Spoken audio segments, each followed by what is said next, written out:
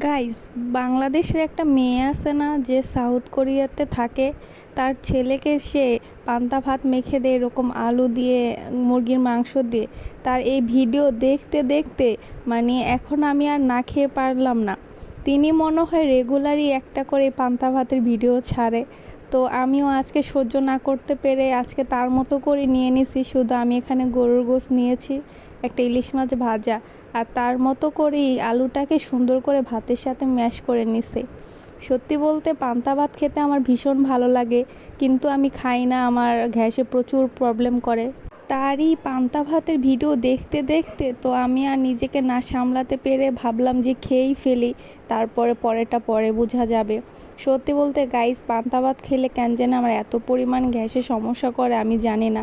আচ্ছা যাই হোক, তোমরা বলো এটা দেখে তোমাদের কার কার খেতে ইচ্ছে করতেছে। আল্লাহ হাফেজ।